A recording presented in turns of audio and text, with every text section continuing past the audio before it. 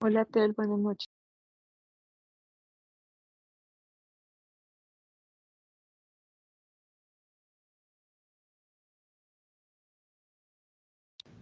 Hola, Caro, buenas noches.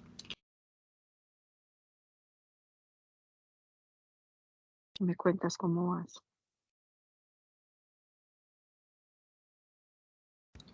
Señora, ¿Cómo vas? ¿Cómo te ha ido?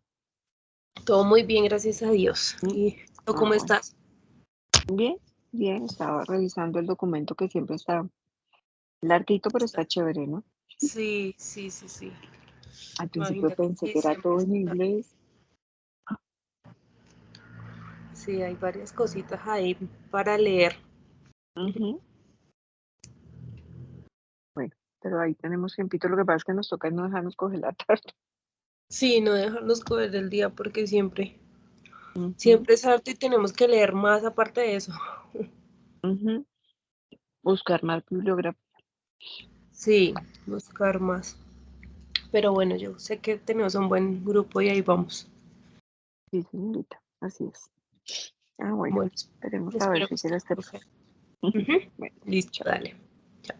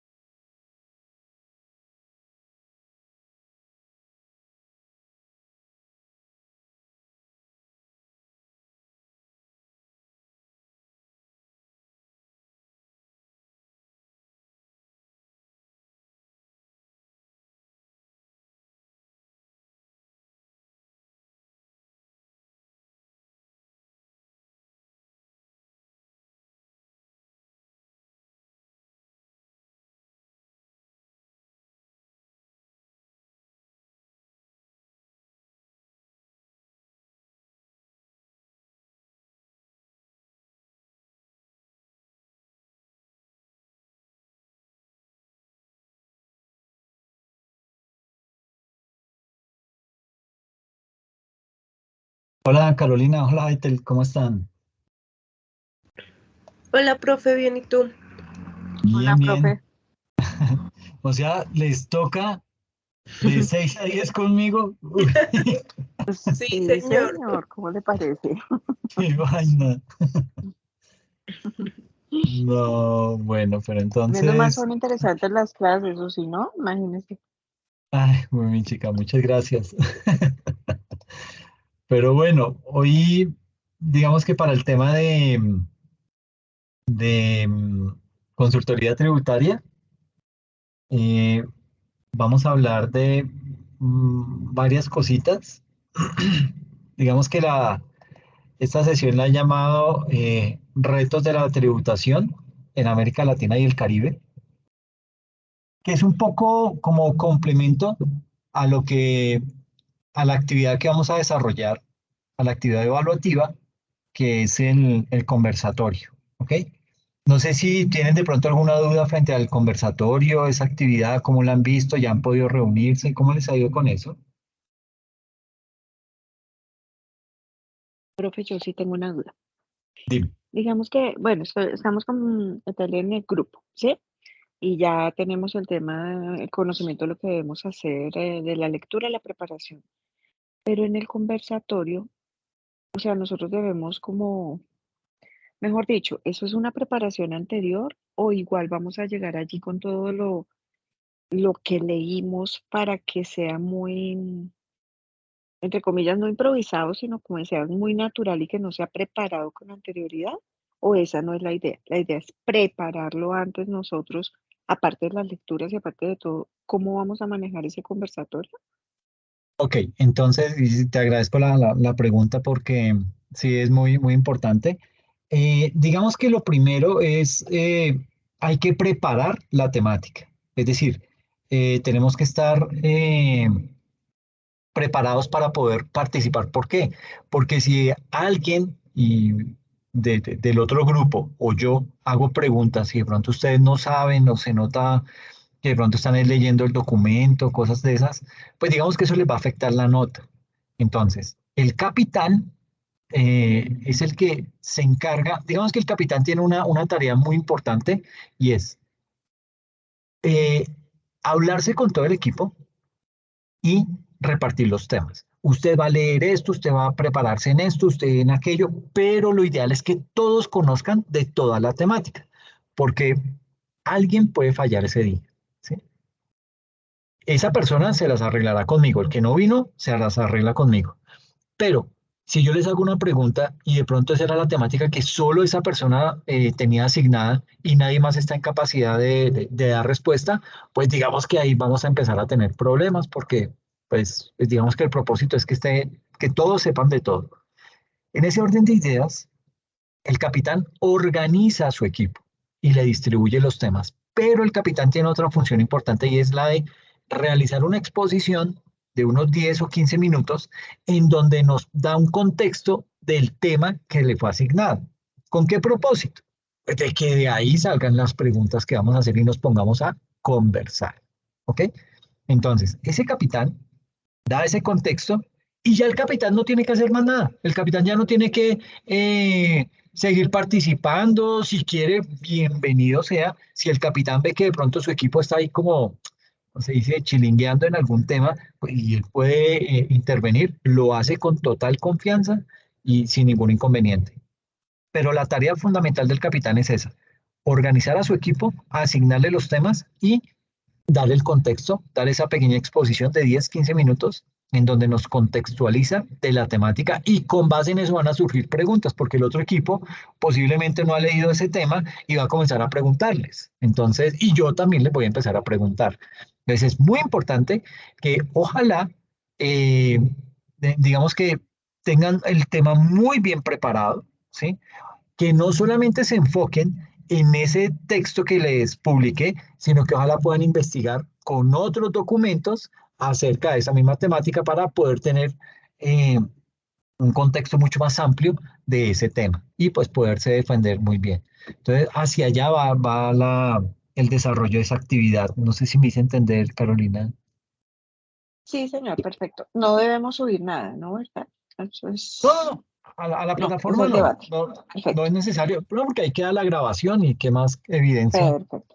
Ok, Entonces no hay problema. Pero si el capitán, como va a ser una contextualización, es bien importante que el capitán haga una presentación en un PowerPoint, como para que se pueda, es decir, que tenga una herramienta en la cual apoyarse, pero no la tiene que subir, la presentación, no tiene que hacer nada con la presentación. Eso va a quedar ahí, va a quedar grabado y esa es el- la evidencia de que se desarrolló la actividad.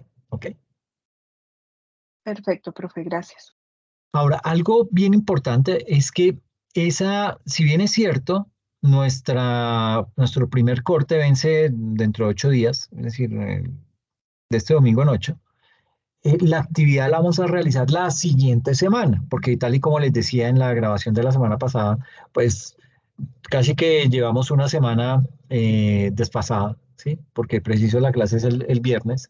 Entonces, pues tampoco lo voy a poner contra las cuerdas, ni mucho menos. Lo que sí vamos a hacer es, no este domingo, sino el siguiente domingo, que es cuando se cierra el corte, ese domingo vamos a realizar el examen. Y dentro, y el siguiente viernes, es decir, estaríamos hablando, hablemoslo con fechas porque es que si no de pronto nos perdemos. Entonces, el 13 de agosto es el cierre del primer corte. Ese día hay examen. Ese día ustedes presentan el examen, eso les va a dar una nota y listo. Pero el conversatorio lo vamos a realizar el 18 de agosto. ¿Ok? Sí, señor. Perfecto, bien. Sí, como para que tengan un tiempito más para poder preparar bien la temática, que no va a coger por ahí desprevenidos. Si de pronto no se han podido comunicar con alguien, me mandan un correo y dicen, hey, profe, fulano de tal no aparece, no me contesta, tranquilo, entonces me cuenta, yo lo contacto y le digo, bueno, que digamos es que no vas a participar o cuál es el inconveniente y yo ya arreglo con él y te digo, tranquila, alguien que aborde la temática que le correspondía a él y ya ahí nos vamos defendiendo. ¿Ok? Listo, profe, gracias. Yo te quería hacer una pregunta respecto a la nota en el conversatorio, a la nota de cada uno de los integrantes del equipo, porque es que la verdad no me quedó como muy claro cómo va a ser esa dispersión de las notas, o sea, para cada uno. Perfecto. Perfecto, muy bien. Bueno, digamos que el capitán, la responsabilidad del capitán básicamente es coordinar al equipo y dentro de la coordinación uno se da cuenta de qué tan bien coordinado fue en el conversatorio. Entonces ahí digamos que la calificación del capitán la obtiene con base en el desempeño del equipo y la presentación que él haga de la contextualización de la temática. Digamos que esa es la nota del capitán.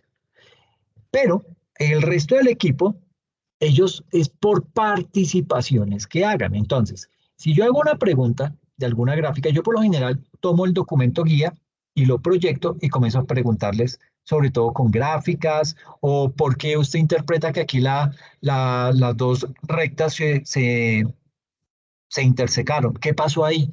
Entonces, si la persona no sabe, entonces debe haber alguien en el equipo que esté en capacidad de decir, ah, sí, eso se dio porque fue la época de la pandemia y entonces los precios cayeron y es decir, una muy buena explicación frente a eso. Y yo les voy dando puntos a cada uno de los que va participando. ¿Qué pasa? Esa es una parte de la nota. La otra nota es, digamos que poder evaluar al grupo como tal. Entonces, si se ayudaron, si no se ayudaron, qué tal fue la contextualización del tema, será que las personas, los integrantes del equipo, sí sabían de qué se trataba la temática y aparte, ese equipo, digamos, estamos evaluando al equipo 1. Cuando el equipo 2 haga su presentación y su conversatorio, las preguntas que el equipo 1 le haga al 2 también se cuentan como participaciones y viceversa. Las preguntas que el grupo 2 le haga al grupo 1 también se van contando como participaciones. Entonces, entre más participaciones, entre más veces intervenga un estudiante, de ese, digamos que ahí va incrementando la nota de él. Entonces la nota es tanto individual y hay un pequeño porcentaje que hace parte de la visión del grupo como tal, que también se apoyaron. Si les hice una pregunta y ninguno fue capaz de respondérmela, yo afecto al grupo. Entonces, en eso hay que tener mucha precaución. Y reitero, si el capitán quiere participar, bienvenido sea, muchísimo mejor para el capitán, pero vuelvo y digo, el capitán, digamos que le valoro el trabajo que hizo para integrar al equipo, para asignarle bien las tareas y concientizarlo de cómo es que hay que realizar la actividad y le valoro la presentación que haga de la contextualización de la temática. Con eso, yo ya el capitán casi que lo saco de la nota y me quedo solo con el resto del equipo. Listo, profe, perfecto. Gracias. Y gracias por la presión, mucha presión, porque yo soy la No. capitana de mi equipo. Ah, sí.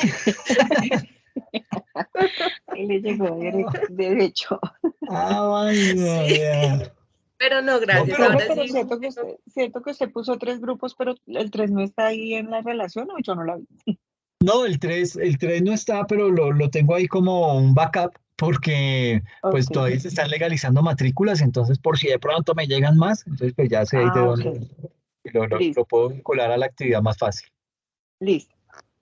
Listo, profe, gracias. Ok, no, a ustedes muchas gracias por las preguntas porque era bien importante dar claridad sobre eso. Qué bueno. Bueno, entonces vamos a hablar, como les decía, de una temática que es bien importante. Eh, Voy a compartir la presentación.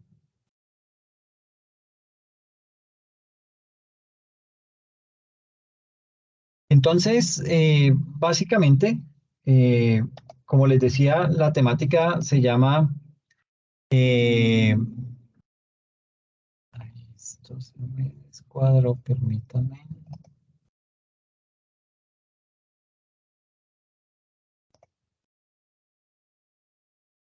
Ahí están viendo, perdón.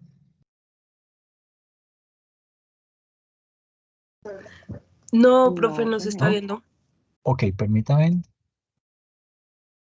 Ahí sí ya. Sí, señor, ya. Ok, perfecto. Muchas gracias. Entonces, la temática se denomina Retos de la tributación en América Latina y el Caribe. Y pues básicamente esa presentación está organizada de la siguiente manera. La vamos a ver desde dos tópicos importantes. Lo primero es los mitos sobre el PIB. Y usted dirá, bueno, pero ¿por qué en un componente tributario vamos a tener que hablar del PIB? Y es que sucede que esta primera presentación yo la dedico a darles contexto a ustedes sobre la situación fiscal del país. ¿Por qué? Para que nos concienticemos de lo relevante que terminan siendo los impuestos en el país. ¿Por qué dependemos tanto del recaudo de los impuestos? Y por qué, a sabiendas que dependemos tanto del recaudo de impuestos, Colombia es un país ineficiente en ese recaudo de impuestos. Y eso lo vamos a ver ahorita en el transcurso de la presentación. Pero el inconveniente radica es en que todo lo tomamos con base en el PIB. Y aquí básicamente lo que les voy a decir son esos mitos que existen sobre el PIB, que de una u otra manera pues los economistas nos han vendido que el PIB es pues la machera, que ese es el indicador por excelencia y no resulta ser así. ¿Ok? Entonces vamos a hablar acerca de los mitos sobre el PIB y los retos de la tributación en América Latina y el Caribe. Entonces, eh, digamos que en ese orden de ideas vamos a tener que hablar de varios aspectos. Cuadro.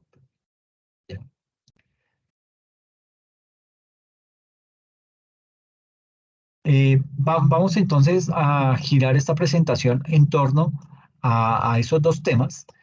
Eh, y digamos que aquí vamos a analizar, tomando como punto de partida, una serie de cifras sobre los retos que continúa teniendo la tributación, ya no solamente viéndonos como país, como Colombia, sino dentro de la región.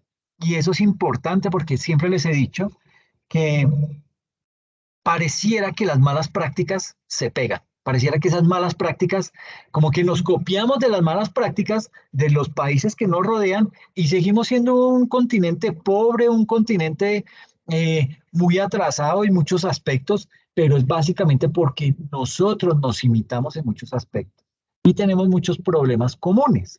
Entonces, eso es lo que vamos a analizar la noche de hoy. Y aquí hay que reconocer también pues, los avances que se han hecho a nivel regional, especialmente en reformas tributarias que van muy orientadas a temas de progresividad, a temas de equidad y básicamente esos elementos, tanto progresividad como equidad, que fueron aprobados o que estaban inmersos dentro de esa reforma tributaria que quedó legalizada con, con la ley 2277 del año 2022. Eh, y digamos que esa visión de equidad y de progresividad que tiene esa reforma tributaria, bueno, que ya está implementada, eh, digamos que esa visión, pues eso es bastante bueno, es bastante loable y digamos que hacia allá tienen que ir todas las reformas tributarias de aquí en adelante, pero esa reforma tributaria como tal tiene unos retos muy importantes a corto y mediano plazo, que pues resultan importantes y fundamentales para que los podamos conocer y estudiar y de esta manera pues tener un panorama totalmente claro. Entonces la presentación está organizada de la siguiente manera. Vamos a... bueno, les decía que vamos a hablar acerca de los mitos sobre el PIB y los retos de la tributación en América Latina. Entonces, digamos que frente al PIB, los economistas, y básicamente los economistas tienen como una especie de, no sé cómo decirlo, como una especie de culto, ¿sí? Al crecimiento, y ellos digamos que impulsados por ese culto a ese crecimiento, se han apoderado de la política.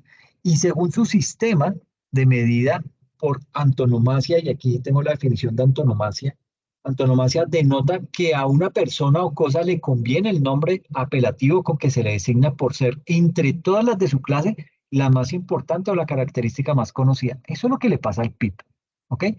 El PIB es ese indicador macroeconómico por excelencia, porque dice, no, claro, todo se tiene que medir por el PIB, pero el PIB tiene muchos problemas. Y eso es lo que quiero arrancar esta sesión para que tengan un contexto bien claro. El PIB, eh, digamos que debido a ese criterio tan elevado en el cual está el PIB, eh, pareciera que ese PIB nos dijera qué tan ricos o qué tan felices deberíamos ser, o qué más ricos o qué más felices somos hoy gracias al PIB. Y eso no pasa, el PIB no tiene esa característica. Imagínense que hay un autor, él se llama David Pilling, él es un periodista, pero es un periodista económico muy prestigioso en Estados Unidos. Y él, a través de un estudio muy fuerte, y que está plasmado en un libro que él desarrolló, en este libro, El delirio del crecimiento, este autor, ¿qué hace? Demuestra dentro de ese libro la insensatez de nuestra dependencia de ese concepto arbitrario que es el PIB, que es un concepto limitado, es un concepto engañoso, que pues nos empeñamos en tomar como un signo de bienestar y pues básicamente no termina siendo eso. Tiene muchos problemas, muchos defectos. Muchos de los aspectos claves de nuestro bienestar, desde el aire limpio hasta la misma estabilidad laboral, están fuera del alcance de nuestra medida estándar de éxito. Digamos que durante mucho tiempo la economía se ha basado llamémoslo, en un lenguaje que no resuena con la experiencia real de las personas, ¿sí? Según este autor, David Pilling, nuestra devoción por el PIB, gracias a que es ese término que lo escuchamos en noticias, sobre el cual se hacen todos los comparativos, es un término muy propio de los economistas. Entonces, esa devoción que a las buenas o a las malas empezamos a darle al PIB, esa devoción conforma políticas equivocadas, ¿sí? Eso contribuye a la desconfianza creciente de quienes, de los ciudadanos, de nosotros los ciudadanos, los potenciales contribuyentes, y por ende eso sacude los cimientos de ¿qué? De nuestra democracia. Entonces, ese crecimiento económico, que es uno de los indicadores más usados para medir el éxito de un país o el fracaso de un país, no es más que la suma, es decir, ese PIB es la suma de todos los bienes y todos los servicios que logra producir una nación. ¿En qué? En un periodo de tiempo específico, por lo general en un año. Y eso se mide a través de ese PIB, a través de ese Producto Interno Bruto. Entonces, aquí nos dice, ¿qué es el PIB? El PIB es una medida del valor de todos los bienes y servicios finales producidos en un país durante un periodo de tiempo determinado, generalmente un año. Es una forma de medir la actividad económica y el crecimiento de un país. El PIB incluye el consumo privado, la inversión, el gasto del gobierno y las exportaciones netas de un país. Es una de las medidas más utilizadas para evaluar la salud de una economía y para comparar la producción económica entre diferentes países. Dice eso, es ese indicador por excelencia según los economistas. Pero ¿qué pasa? Suele ocurrir que cuando aumenta el PIB, pareciera que todo como que va por el sendero ideal, va por una alfombra roja, ¿sí? Como que todo va muy bien, hay más inversión, hay más empleo, al país le prestan dinero a unas tasas muchísimo más convenientes y da la sensación que las arcas fiscales deberían recibir más fondos precisamente por el pago de impuestos. Pero la otra cara de la moneda del PIB hace referencias a la calidad del crecimiento y los efectos que eso provoca. Entonces, aquellos que critican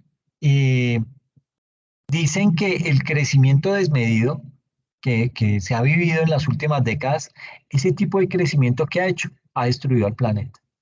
Pero además, ese crecimiento desmedido ha aumentado la desigualdad social. Y es por eso que muchas personas, muchos analistas, dicen que no solo importa crecer, sino cómo crecer, ¿ok? Y cuestionan lo que algunos llaman esa dictadura del PIB. ¿Por qué? Porque ese PIB se ha erigido como ese indicador por excelencia. Entonces, por todo eso, en esta sesión nos vamos a enfocar en analizar los mitos que existen en relación a ese PIB. Y hay 4 mitos frente a eso. El primero se denomina las economías con mayor PIB son mejores. Es una afirmación, ¿sí? Pero no necesariamente economías con mayor PIB son mejores. Hay países con mucha pobreza y serios problemas en el acceso a servicios básicos y esas economías registran un crecimiento espectacular. Imagínense, por ejemplo, Guyana. Este país, Guyana. Guyana, esto hacía parte de Venezuela, ¿sí? Guyana, yo no sé en qué momento lo perdió un territorio con Francia, esto, un conflicto, y creo que el problema donde realmente lo perdió fue con Chávez. Pareciera que Chávez tenía por ahí unas deudas y lo pagó con esa tierra. Entonces, pensemos en Guyana. Guyana es un país muy pequeño que en los últimos años ha tenido un gigantesco aumento del PIB. ¿Por qué? Porque en ese país hallaron reservas de petróleo frente a las costas, ¿ok? Y se estima que solamente en el año 2022, Guyana, su PIB creció un 60%. Pero entonces, de acuerdo a ese mito que las economías con mayor PIB son mejores, ¿eso quiere decir que es que Guyana está entre las mejores economías del mundo? No, ¿sí? Es un momento, es un instante de la vida de este país en donde gracias a un recurso natural, a la explotación de un recurso natural, eso ha hecho que su PIB se dispare, pero no por ende lo catapulta a ser una de las economías más fuertes o más bollantes del mundo. No, no, no es para eso. O, por otro lado, pensemos en otro país, en Libia. Libia aquí al norte de África. Este país, en el año 2022, su economía tuvo una de las más grandes caídas a nivel del PIB. Su PIB cayó un 18%. Pero este año, el 2023, Libia se estima que crezca un 18% en positivo. ¿Ok? Y este es un claro ejemplo para poder explicar lo que significa el efecto rebote, que es algo muy sencillo. Es un número que se dispara simplemente porque la base de comparación es muy baja. ¿Qué fue lo que nos pasó a nosotros como Colombia con el crecimiento tan exorbitante que tuvimos en el año 2022? ¿Gracias a qué? A que veníamos con unas cifras negativas del PIB y de un momento a otro, por efecto rebote, se disparó y crecimos un 22, un 20%, un 18% en el PIB para ese año. Y eso, pues digamos que demuestra que realmente es una cifra mentirosa, porque no es que realmente haya habido un crecimiento, sino fue ese efecto rebote, que veníamos de unas cifras muy malas y que nos estamos comparando con cifras muy malas que hacen que cualquier medio cambio en positivo se refleje y se exagere en términos de gráficas cuando lo estamos viendo, ¿ok? Entonces, ese tipo de situaciones de las economías con un mayor PIB son mejores, pues no termina siendo del todo cierto. Ese, digamos que aquí en Latinoamérica, el país que va a registrar el mayor crecimiento económico en este año 2023, según los cálculos del Fondo Monetario Internacional, es Venezuela. Pero eso no es un sinónimo de que la mejor economía de la región es Venezuela.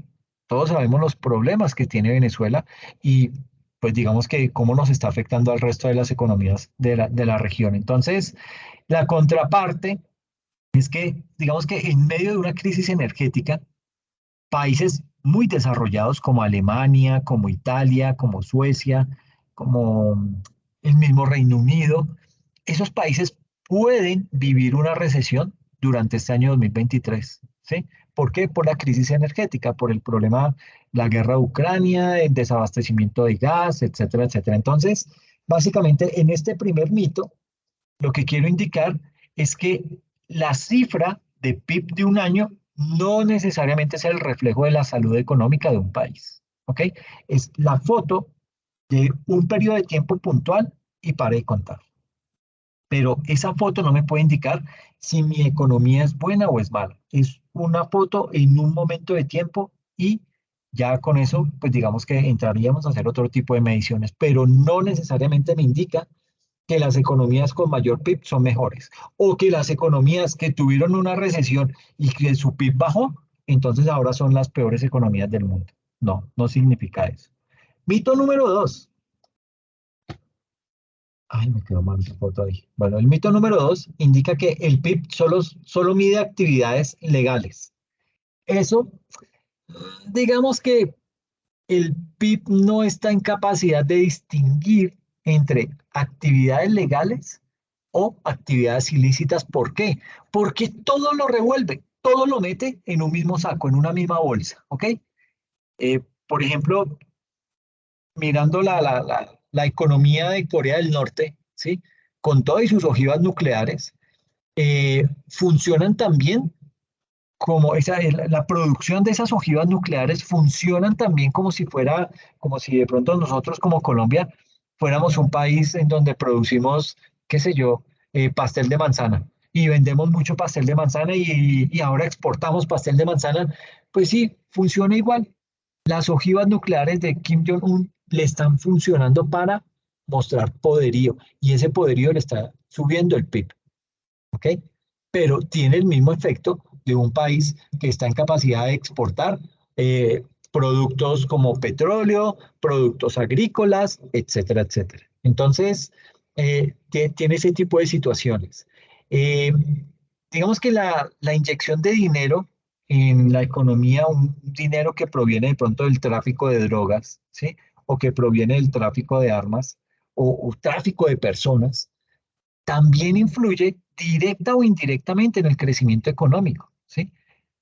Digamos que aquí no podemos olvidarnos que ese tipo de organizaciones criminales, mal o bien, generan empleos. Ese tipo de empresas criminales, mal o bien, aumentan el consumo. Ese tipo de empresas criminales, mal o bien, crean grandes cadenas de producción, grandes cadenas de distribución y grandes cadenas de venta que al final del día forman parte de los bienes y servicios que genera un país. Las Naciones Unidas sacaron recientemente un indicador en donde esta organización estima entre un 2 y un 5% del PIB mundial viene el lavado de dinero. Aunque esa cifra yo diría que es más, yo la pondría en el orden de un 15%, porque digamos que es muy difícil de calcular, ¿sí? Y tratar de ponerla entre un 2 y un 5 es como irme a pecar por lo mínimo, y es decir, prefiero pecar por defecto que por exceso. Pero eso es lo que está haciendo ahí las Naciones Unidas, tratando de no darle tanta importancia a ese tipo de actividades ilícitas que realmente tienen mucha importancia. O si no, miren cómo era nuestro país en la época del narcotráfico, en donde había plata, ¿sí? En donde gracias a la inyección de toda esa cantidad de dinero, ¿qué pasó? Se disparó la inflación, ¿sí? Porque era un dinero que llegaba del exterior sin ninguna fuente de producción que se estuviera moviendo lícitamente y eso incrementara el PIB. Entonces, empezaba a circular grandes cantidades de dinero en nuestro país y eso lo que redundó fue en una disparada del PIB, en una disparada de la inflación y obviamente eso subió los precios de los productos y era completamente difícil de atajar ese indicador de inflación. Entonces, desafortunadamente el PIB no solamente mide actividades legales, ahí dentro de esa cifra entran las actividades ilegales también. No hay cómo sacarlas, no hay cómo estar en capacidad de separar lo uno de lo otro. Es bien difícil de hacer. Mito Pero número 3. una pregunta, Dime. profe. Digamos, aquí no funciona como cuando en una empresa se factura o no se factura. O sea, digamos todo, yo sé que toda esa plata se mueve en el mercado, pero no tiene como, bueno, en ese tiempo, por ejemplo, ahorita que estábamos hablando, que estaba hablando el profe del narcotráfico, nada de esa plata entraba directamente a bancos, sino que se movía, por ejemplo, en efectivo. O bueno, nada no, parcialmente no se movía en bancos. ¿Cómo lo miden en ese ingreso o solamente se mide por producción? Como su palabra lo dice, el producto interno. Ahí esa parte no la entiendo. Pues Como, básicamente, ok, y sí, muy interesante la pregunta, Carolina. Eh, Básicamente ahí lo que pasa es que la actividad como tal no está cuantificada, ¿sí? Pero ¿qué pasa? Que es que esa actividad genera otras subactividades. Entonces, ¿el narcotráfico qué hace?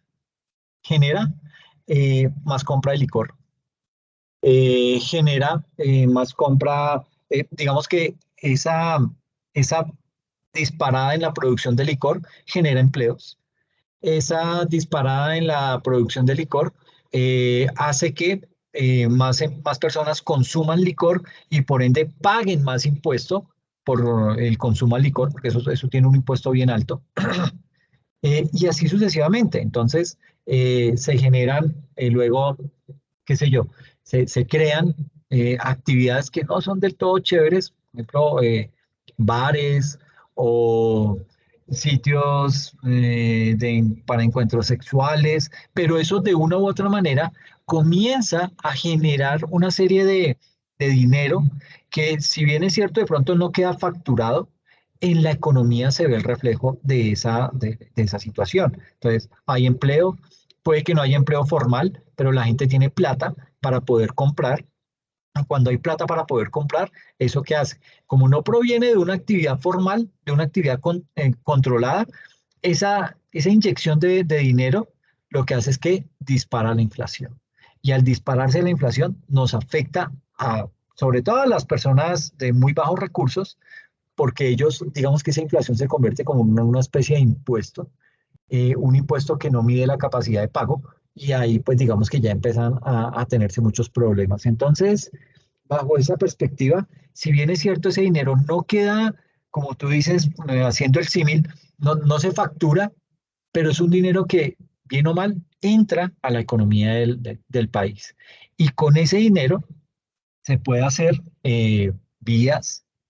Al haber dinero, pues, bueno, en un país como el nuestro hay más corrupción, eh, pero digamos que hay otros factores, unas pequeñas porciones que se dedican de pronto a generar algún tipo de bienestar. Se crearán algunos hospitales, algunas escuelas.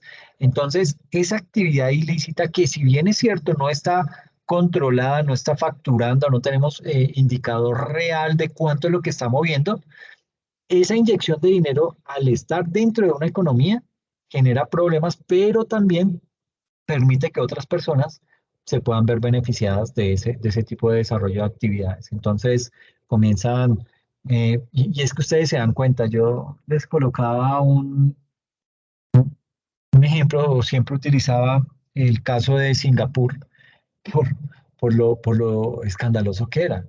Y es que cuando Singapur lo toma, el dictador, era un dictador militar, eh, derrocó al gobierno de turno y se apoderó de la presidencia.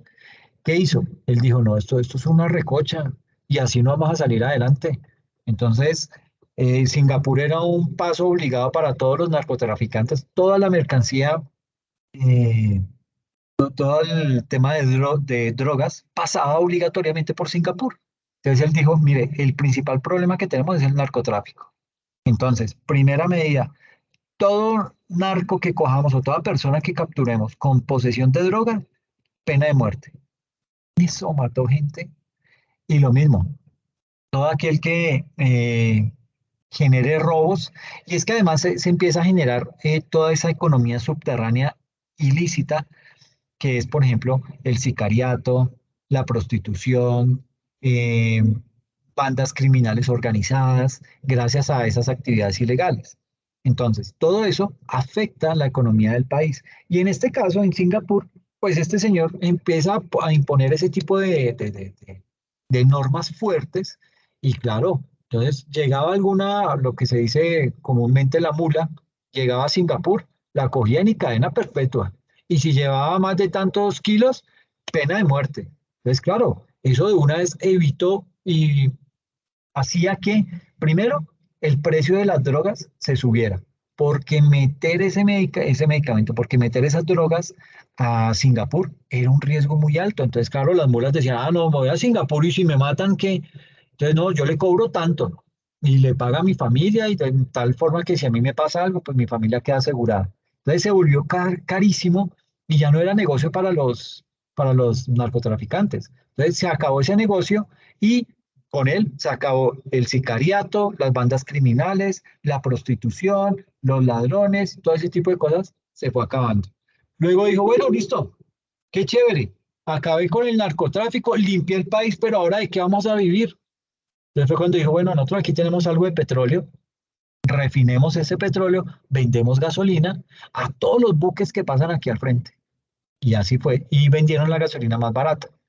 Entonces, refinaban todo ese petróleo, eso obviamente pues era muy caro implementar una planta de estas. Los últimos recursos que tenían los metieron de lleno a la refinería.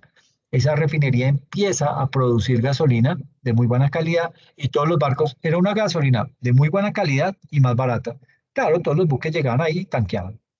Y vendan, y vendan, y vendan, y vendan. Así fue que se volvió rico Singapur. Entonces, mire cómo una economía subterránea, una economía ilegal puede llegar a generar tanto daño, pero a la vez logra de una o de otra manera generar otro tipo de actividades que mejoran otros indicadores de la economía.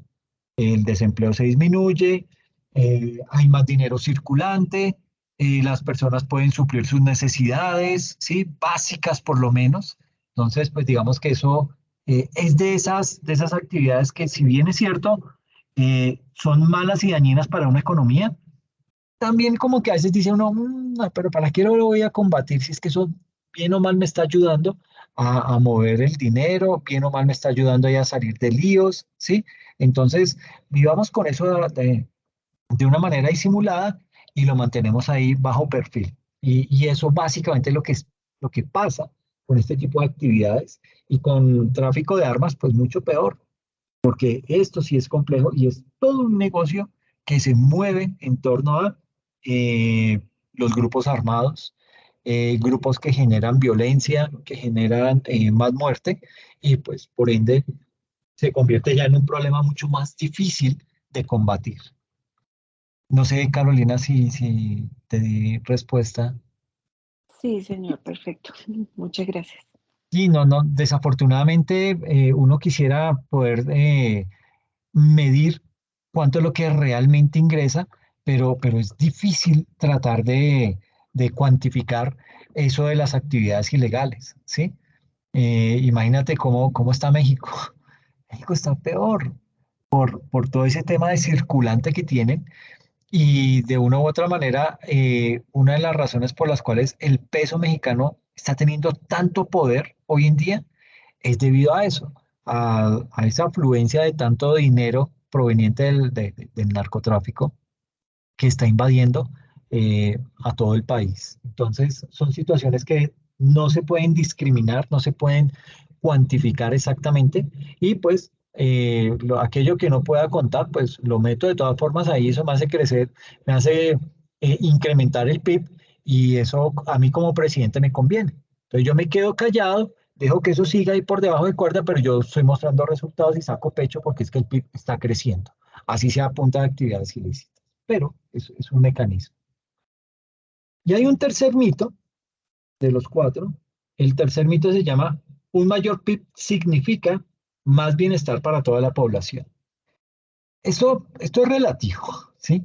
Puede ser que en algunos países el crecimiento del PIB sí genere más bienestar para la mayor parte de la población y que de pronto en otros países genere más riqueza, pero solo para unos pocos, ¿ok? Básicamente, digamos que el PIB por sí mismo, el PIB no es un sinónimo de bienestar, no es un sinónimo de desarrollo, el PIB no es un sinónimo de éxito. Y para tener una fotografía como mucho más realista del desempeño de un país, se deben utilizar otras medidas. Por ejemplo, el Gini. El Gini mide la desigualdad de un país, ¿sí? Ese Gini estudia la distribución de los ingresos dentro de un país y puede determinar cuál es el grado de desigualdad que existe en ese país. O está también el índice de desarrollo humano, el famoso IDH. Ese IDH, ¿qué hace? Pone toda su atención en la esperanza de vida de las personas, pone toda su atención en la alfabetización de las personas, en la educación y otros factores que terminan siendo relevantes para la sociedad que vive en ese país y que están como atados directa o indirectamente con la calidad de vida de las personas. Entonces, si uno quisiera medir realmente ese bienestar de la población, no debería utilizarse el PIB para hacer eso, sino estos indicadores como el Gini y el IDH, que son los que realmente están en capacidad de mostrar cuán desigual es un país o una sociedad. Y el cuarto mito se denomina o indica que el aumento del PIB no tiene efectos negativos. Eh, sucede que la medición del PIB incluye el número de autos que se construyen, aquí en la foto de la izquierda, toda esa industria automotriz que se construye, pero el PIB no es capaz de medir los efectos contaminantes que producen esos carros, ¿ok? Que al final de cuentas, ¿eso en qué se traduce? Se va a traducir en una mayor contaminación, y si hay una mayor contaminación van a haber más personas que se van a enfermar, lo cual me va a generar a mí como país un mayor gasto en salud, ¿ok? Entonces, esa medición de ese crecimiento económico no distingue entre los bienes y servicios que son positivos para el país de aquellos que son, digamos que negativos para ese país. Incluso algunos de estas personas que son ambientalistas defienden la idea del decrecimiento, como decía la ministra Irene Vélez, la exministra, y digamos que argumentan ese decrecimiento, por lo menos para los países más ricos. ¿Para qué? Para que disminuyan los efectos que produce en el cambio climático ese alto crecimiento en el PIB, ¿sí? Porque la industrialización, digamos que genera crecimiento del PIB, pero a un costo muy alto, y es en el deterioro del medio ambiente.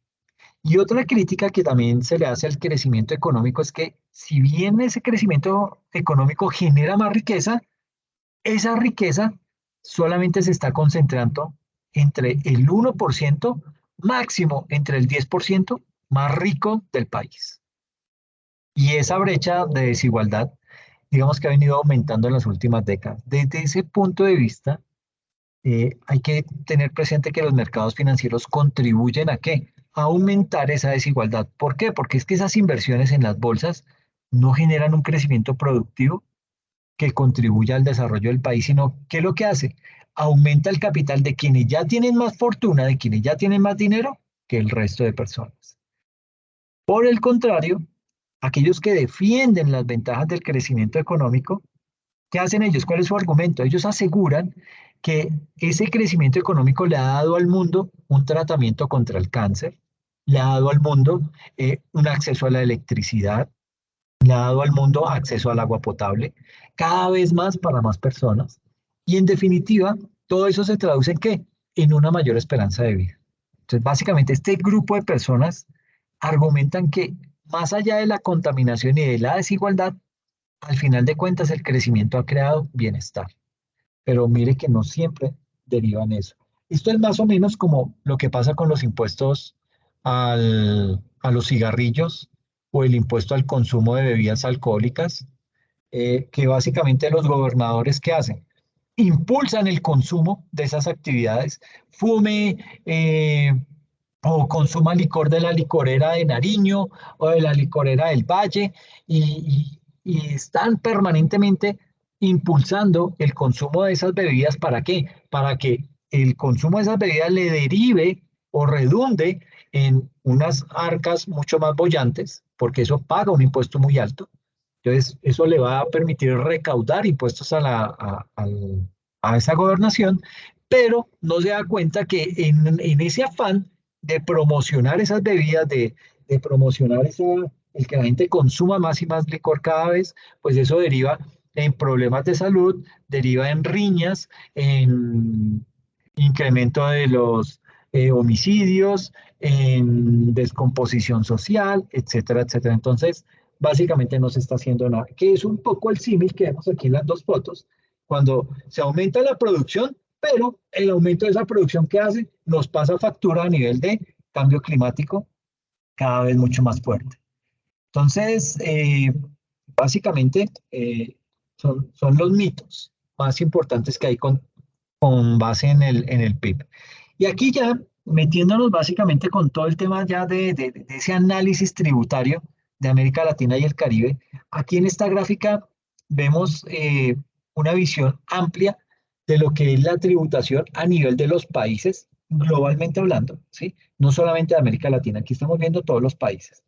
Básicamente, estamos haciendo una comparación en el eje vertical, que es el ingreso total como porcentaje del PIB. Entonces ya usted tiene claro qué es el PIB y cuáles son las cositas ocultas que hay dentro de ese indicador macroeconómico. Y lo comparamos contra el ingreso total como porcentaje del PIB que recibe, básicamente, que reciben los gobiernos en los países a nivel mundial. La contraste el logaritmo natural del PIB per cápita. Esto no solo incluye esos recaudos tributarios, sino que también incluye lo que se conoce como esas contribuciones a la seguridad social, los pagos que se hacen a salud y a pensión. Y ese dato del eje vertical lo estamos comparando con este dato del eje horizontal, que lo que hace es que refleja el ingreso por habitante. Por eso se llama PIB per cápita. ¿Ok? Es ingreso por habitante. Entonces, básicamente en esta gráfica podemos observar que a medida que empieza a crecer el ingreso por habitante, ¿sí? También empieza a aumentar el ingreso que reciben los países a nivel agregado. Y ahí lo que estamos hablando es que estamos haciendo referencia a la definición de los gobiernos, es decir, el gobierno general incluye no solamente los impuestos, sino también las contribuciones a la seguridad social. Entonces mire cómo arranca este ingreso total como porcentaje del PIB en una base más o menos del 13, ¿sí? Aquí arranca y se prolonga, esta línea punteada es básicamente eso, es como la tendencia que tiene, que hacia la cual se deben dirigir todos los países. Lo que pasa es que si se dan cuenta, hay unos países que están por debajo de la línea de tendencia o por debajo de la pendiente y otros que están por encima de esa línea de tendencia. No es tan chévere estar debajo de la línea de tendencia. Y miren que aquí este triangulito significa África. Entonces, cuando usted mira, dentro de esta gráfica encuentra que todo África está aquí al final, al comienzo de esta gráfica. Y eso pues termina siendo malo en el sentido en que son los peores países. Los peores países están ubicados en este costado. Entonces se encuentra un Somalia, ¿sí? Con unos ingresos que equivalen al 5.2% del PIB, un Haití que si bien es cierto es Caribe, pero es el único país que está, digamos que así de mal, y Nigeria. Y todo el resto de países de África, mire que se ubican ahí al comienzo de esta gráfica. Eso indica que son los países con peores indicadores de ingreso en comparación con el PIB. Luego vienen otros países, allá nos mezclamos de pronto con India, vienen más países de Asia, todas estas crucecitas son Asia, ¿sí?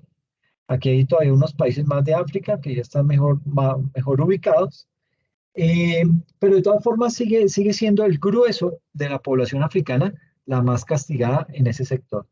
Vienen algunos países de Asia, por acá, ¿sí? Eh, y pare de contar. El resto son países básicamente de América Latina y el Caribe, ese cuadrito naranja, somos este tipo de países, los que estamos acá, ¿sí? Y mire que estamos como muy bien, como ubicados, todos muy pegaditos, Perú, México, Chile, Colombia, Brasil, Argentina, Dominica, por ahí está China, medio como mal ubicado, pero pues digamos que es lo que muestra la información, es lo que muestran los datos. Entonces ustedes ven aquí que ese promedio de América Latina, perdón, que ese promedio del 24.8, en esa línea de ajuste o en esa línea punteada que vemos ahí, eh, lo que muestra es que América Latina realmente todavía tiene un nivel de ingreso que está por debajo de lo que debería ser, dado el nivel de desarrollo que tenemos. América Latina hoy en día recauda cerca de 25 puntos del PIB y el nivel, digamos, de desarrollo debería ser consecuente con más o menos 31 puntos del PIB, pero no alcanza a hacer eso. Entonces, es decir, tenemos una brecha de más o menos 5 o 6 puntos porcentuales frente a lo que es el nivel de desarrollo. Entonces, digamos que ya tenemos aquí un primer punto y es que América Latina recauda por debajo de lo que se esperaría, sobre todo teniendo en cuenta el nivel de desarrollo que al menos tenía América Latina hacía 3 años antes de la pandemia y seguramente pues que esto se ha profundizado en la medida en que ha caído el nivel de recaudo y ha caído también pues la actividad económica luego de la pandemia. ¿Ok? Y aquí pues al final de la gráfica están todos los países más económicamente estables. Entonces todo lo que es Europa, ¿sí? Aquí está, todo esto es Europa. Entonces tenemos Francia, Italia, España, Alemania, Reino Unido, Luxemburgo, Noruega. Y abajo de la pendiente tenemos países como Japón, como Corea. Por aquí está Bahamas, que es como de pronto de los mejores de Latinoamérica, Estados Unidos y Australia. ¿Ok? Entonces, en ese orden de idea, mire que está muy marcado el nivel de ingresos del PIB en relación al número de personas que habitan en cada uno de los países y vemos cómo está muy marcado hacia la izquierda todo el componente de África, muy marcado hacia la derecha todo el componente de los países más desarrollados y en la mitad estamos nosotros como América Latina. Eh, América del Norte, pues bueno, se separa América Latina de lo que es América del Norte, pero América del Norte aquí está Estados Unidos y este es Canadá.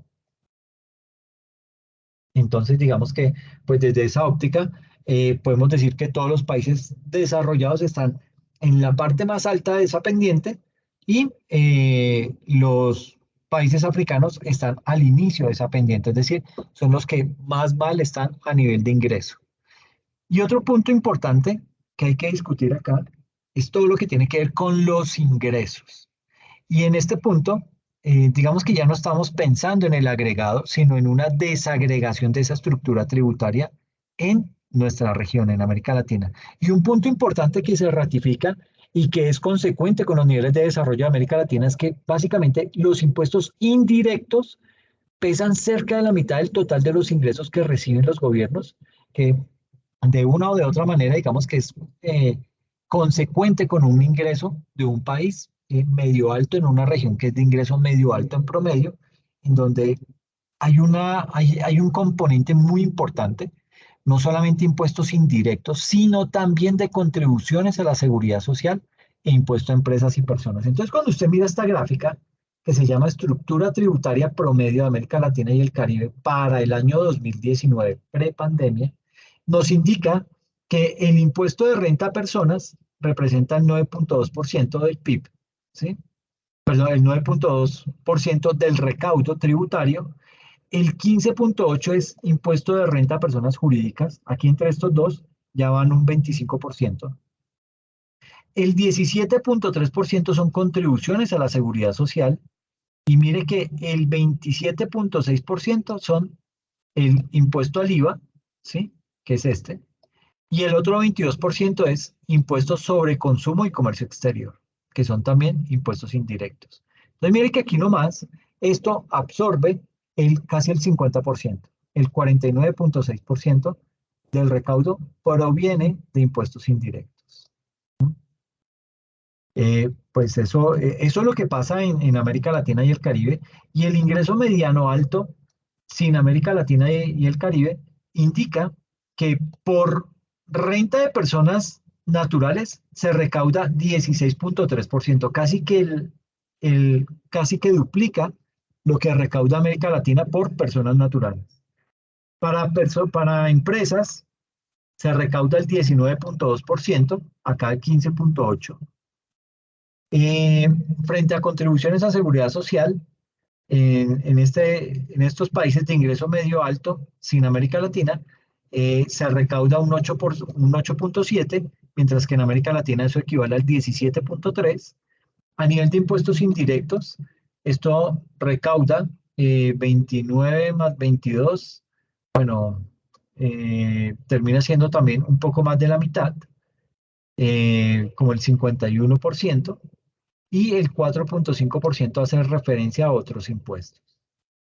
Y esa estructura tributaria promedio en América Latina en comparación con el PIB, es decir, teniendo en cuenta cuánto es el PIB de la región, se dice que por renta de personas naturales se recopila apenas el 2.1% del PIB, por renta de personas jurídicas el 3.6% del PIB, a nivel de contribuciones a seguridad social 3.9%, a nivel de impuestos del IVA 6.3%, de impuestos sobre el consumo y comercio exterior 5%, y otros impuestos el 1.9%.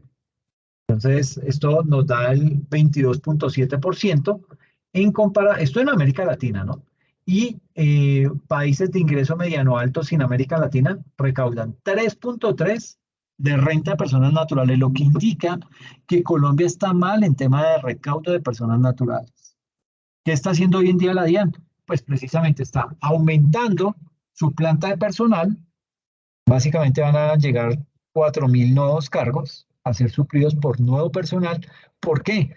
Porque se va a graduar, porque se va a pensionar más o menos el 25% de la planta de personal que tiene hoy en día la DIAN, y eso se espera que se haga en un lapso de 3 años. Entonces, lo que se está buscando con esta contratación es poder tener personal que pueda absorber o pueda aprender de esas personas que se van a ir para que la DIAN pueda seguir funcionando y operando tal cual como lo ha venido haciendo hasta ahora. Eso es lo que se busca, digamos que con esas convocatorias, pero también la DIAN le está metiendo mucho dinero a tema de tecnología, tema de infraestructura. Y eso, pues, digamos que va orientado en el camino correcto. A nivel de recaudo de empresas, el 3.9%. A nivel de contribuciones a seguridad social, 1.8%. Impuestos del IVA 5.9%, impuestos sobre el consumo y comercio exterior, y todo lo que tiene que ver con otros impuestos. Entonces, básicamente, bueno, aquí el comentario nos dice la fuente, que es la OCDE, dice ingreso mediano alto en Latinoamérica son 15 países de ingreso medio alto con ingreso per cápita en 2019 que representa 0,9 veces el ingreso de América Latina y el Caribe. Incluye impuestos sobre las utilidades y ganancias de capital, incluye no clasificables, entre la renta a personas físicas ni sociedades, etc. Otro punto bien importante termina siendo, perdón, aquí decía que en América Latina y el Caribe, los impuestos indirectos pesan cerca del 50% del recaudo, similar a países con ingreso medio alto.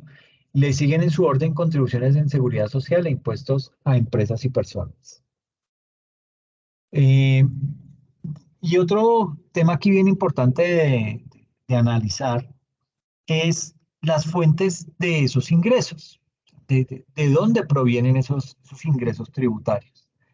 En este punto, pues ya no estamos pensando en el agregado, sino en una desagregación de esa estructura tributaria en América Latina. Y aquí un punto importante en estas gráficas es que se ratifica y que es consecuente con los niveles de desarrollo de América Latina, es que los impuestos indirectos pesan cerca de la mitad del total de los ingresos que reciben los gobiernos y eso, como les decía, pues es consecuente con un país de ingreso medio alto en una región que es de ingreso medio alto en promedio, en donde hay un componente muy importante, no solamente de impuestos indirectos, sino también de contribuciones a temas de seguridad social.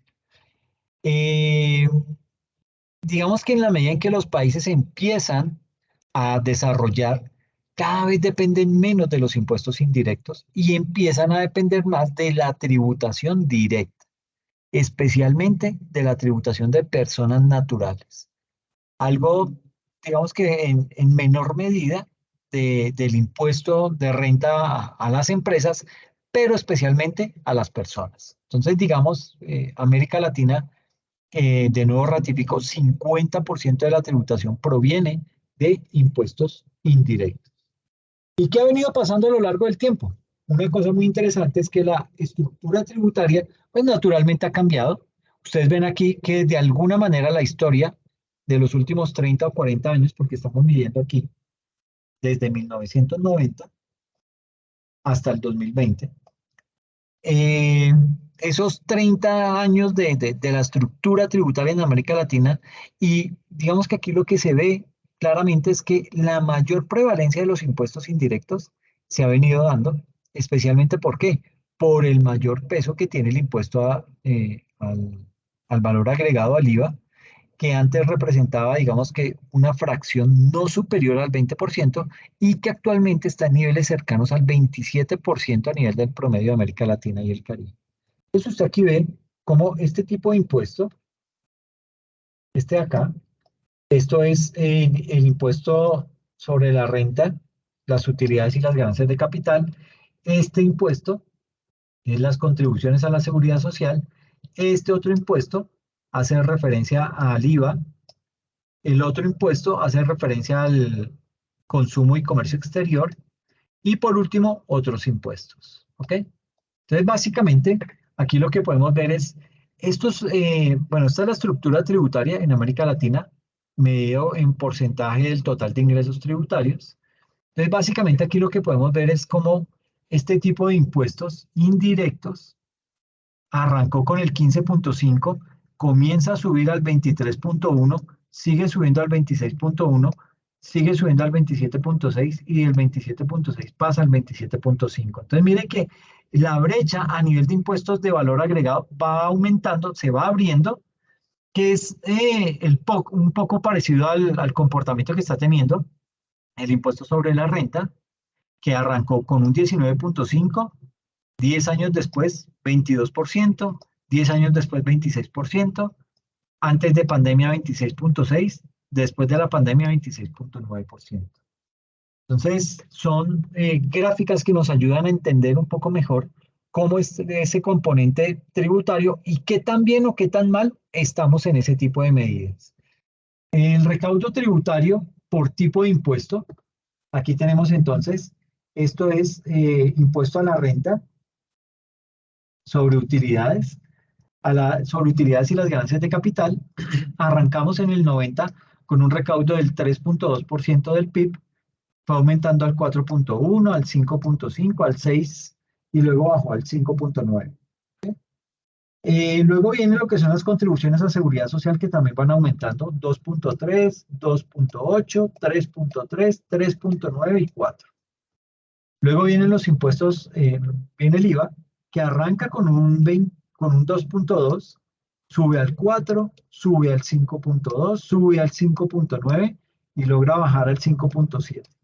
Pero esa es una muy mala estrategia. El tratar de depender mucho del IVA, digamos que es un impuesto que no mide la capacidad de pago de todo el mundo. ¿Y qué pasa con un impuesto de esos? Pues que lo que se trata de hacer es evadirlo, ¿ok?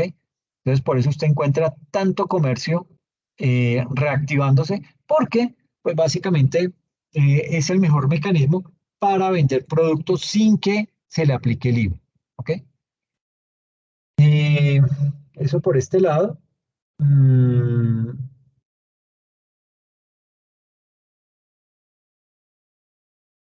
Entonces, ¿qué ha venido pasando en el recaudo tributario en nuestra región? Mm, Ustedes ven aquí unas especies de líneas de tiempo, una visión también de largo plazo de los últimos 30 años, del 1990 al 2020, ¿sí? Eh, y básicamente tenemos los 6 países más grandes, pues no está Venezuela. Siempre es complicado con Venezuela tratar de encontrar un poco lo que son las cifras razonables en materia fiscal. Por lo general están maquilladas, están infladas, etcétera.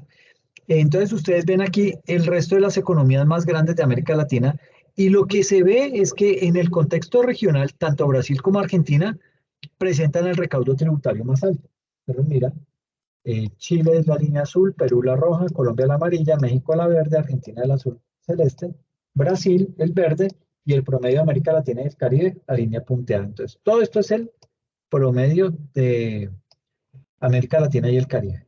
Y arranca en un 15% y llega a un crecimiento del 22%. Está bien, pero para destacar, Brasil y Argentina.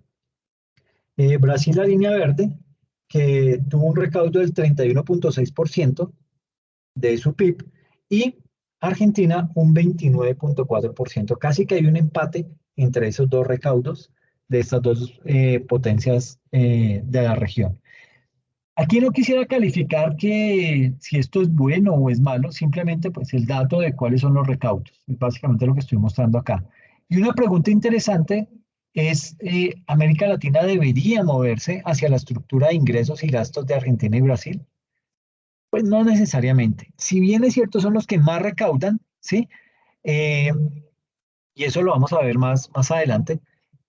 Hay problemas en materia de eficiencia, hay problemas en materia de equidad y digamos que no es necesariamente bueno tener una alta tributación. Entonces la pregunta sería, ¿qué tan eficiente y qué tan progresivo es ese recaudo? Y ustedes ven en el promedio, digamos, de América Latina, más o menos 20% es el total del promedio del recaudo tributario para la región. Pero, obviamente, eso ha ido creciendo ligeramente a lo largo del tiempo. México y Perú son los países con menos ingresos tributarios de América Latina. Usted mira, Perú 15,2, México 17,9, Colombia 18,7, Chile 19,3 y el promedio en 22. Entonces, digamos que estas gráficas muestran, y si usted empieza a medir el comportamiento, por ejemplo, de un Brasil que arrancó con un 29%, cayó a un 22,9, subió otra vez al 29,1, siguió su senda alcista al 33,4, hasta llegar al 31,6 en niveles eh, de, digamos que estando todavía en pandemia por ser el año 2020. Bien, entonces, eso frente a esa, llamémoslo línea de tiempo. Obviamente, hay un punto bien interesante que también quise destacar con estas cifras y es que hay una enorme diferencia en la estructura tributaria de América Latina. No todos los países tienen el mismo peso en términos de los diferentes componentes de recaudo tributario. Algunos países, digamos que concentran sus ingresos especialmente en las contribuciones a la seguridad social y al comercio exterior. Brasil y Argentina, que son países que son muy cerrados al comercio internacional, que tienen este par de países altos niveles de protección a su producción doméstica. ¿Y eso qué hace? Eso ratifica acá en donde esos dos países, tanto Argentina como Brasil, tienen un peso más importante justamente de ese tipo de impuestos al comercio exterior. Otros países concentran eh, más en impuesto al valor agregado, en impuestos indirectos al consumo, como Chile, Perú, Colombia, y Colombia se parece un poquito más a esos dos países, tanto a Chile como a Perú. Pero entonces hay cierta diferencia y eso obviamente es una decisión de política pública, de política económica, en donde países más cerrados que tienen una visión, digamos, de protección a la producción doméstica, pues usualmente impugnan, digamos, barreras arancelarias y no arancelarias que generan ¿qué? Pues un recaudo más alto en ese tipo de componentes. Entonces usted ve acá a un Chile, ¿sí? Un Chile con una estructura tributaria de la siguiente manera. Chile, entonces, recauda 41.2 en impuesto al valor agregado. Perú 38, Colombia 28, el promedio de América Latina es 27.5, México 23, Argentina 23 y Brasil 22. Entonces, los que menos recaudan por IVA son Brasil y Argentina. ¿Ok? Y miremos el otro impuesto, impuesto sobre la renta y sobre la renta, las utilidades y las ganancias. Entonces, arranca Chile con 32.4, Perú con 36.7, Colombia 32.9, el promedio de América Latina está en el 26, México en 42.7, Argentina 18.2 y Brasil 22.3. El otro impuesto es el impuesto sobre el consumo y el comercio exterior. Y mire que aquí las cifras son bien diferentes. 13.7 para Chile, 8.1 Perú, 12.7 Colombia, 20.9 el promedio de América Latina, México 13.4, Argentina 27.5 y Brasil 21.9. Eso frente a ese impuesto, frente al IVA. Y hay otro impuesto que es la contribución a la seguridad social. Ah, bueno, pero aquí digamos que lo importante es observar a Argentina y Brasil, ¿ok?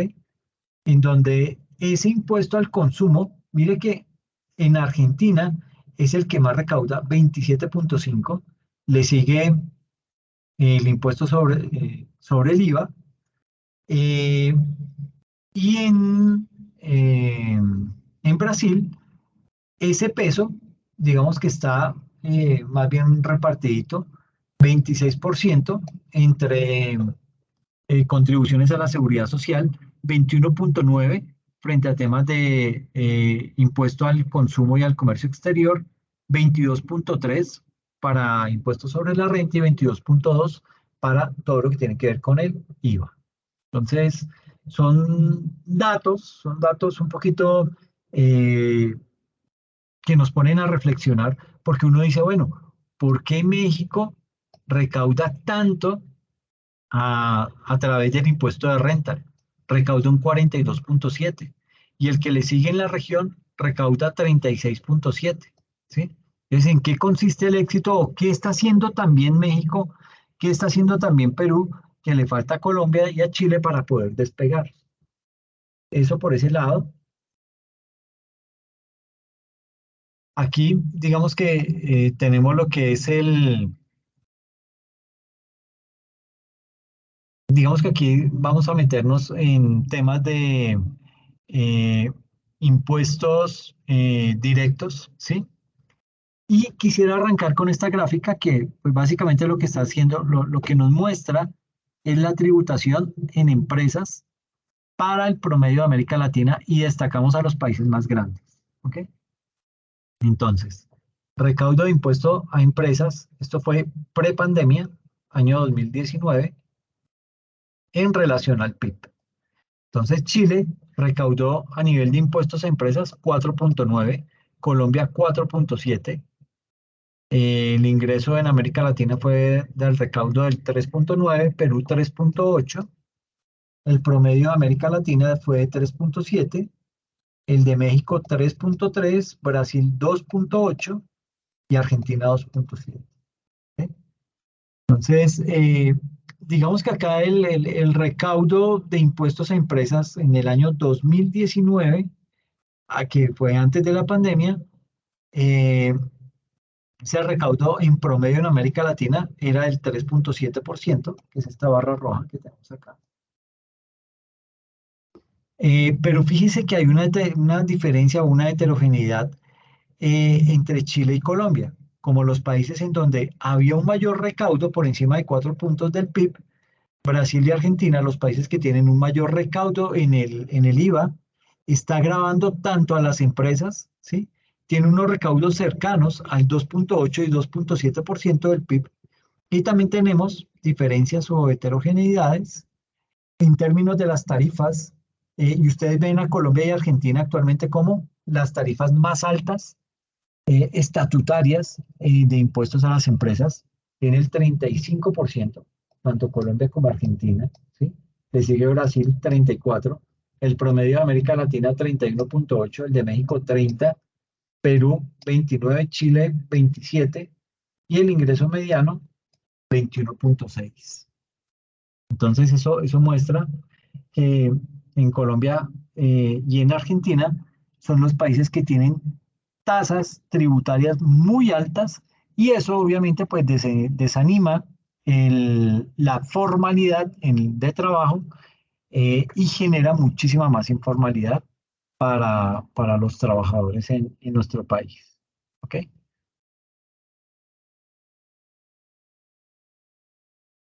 Esto en cuanto a tributación de empresas, ahora miremoslo a nivel de personas, personas físicas o personas naturales.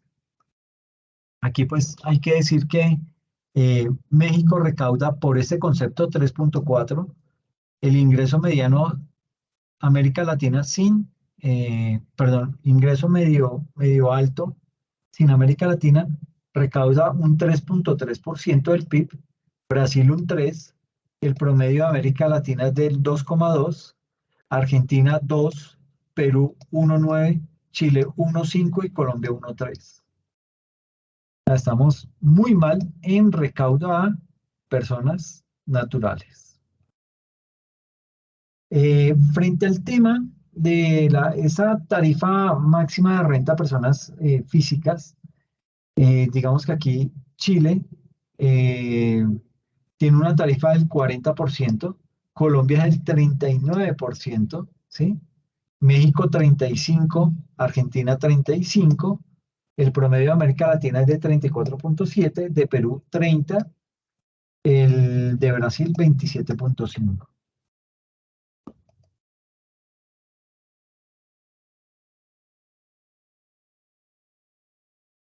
Y aquí, volviendo al punto del IVA, entonces aquí dice el IVA, el recaudo se ubica entre el 3,8, que es México, y el 8,3, Chile.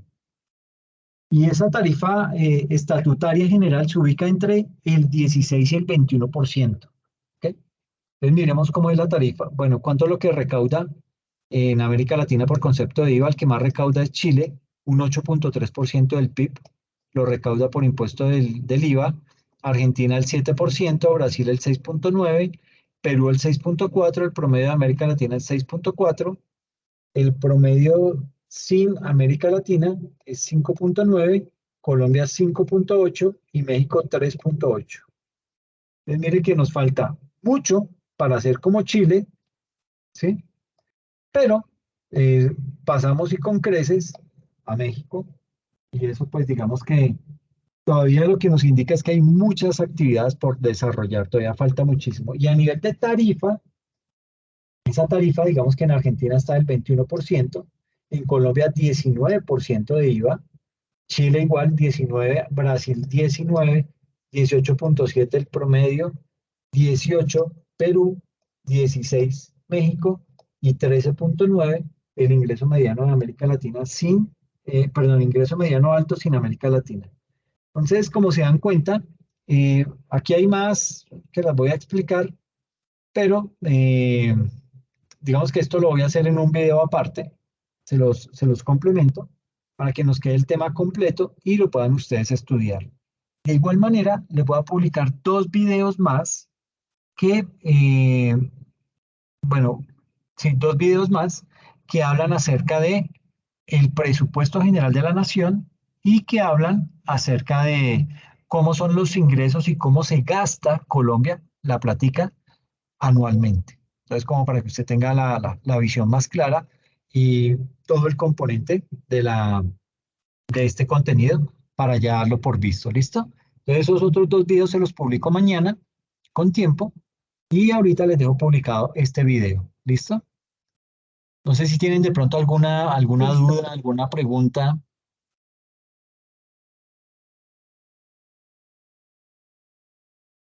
No, no, señor. Pues toca revisar muy bien las gráficas porque siempre tienen Sí, bastante información. sí, son un poquitico complejas. Por eso quiero hacer la explicación de estas como con más calma, para que lo tengan la información de primera mano y poder dar unas conclusiones al respecto. ¿Listo? Entonces, pues nada, les agradezco muchísimo la asistencia. Y entonces, mañana les termino de publicar los videos complementando esta explicación junto con la del presupuesto, ¿ok? Y ya quedamos al día con el tema. Listo, profe. Muchas gracias. No, ustedes Gracias, profe.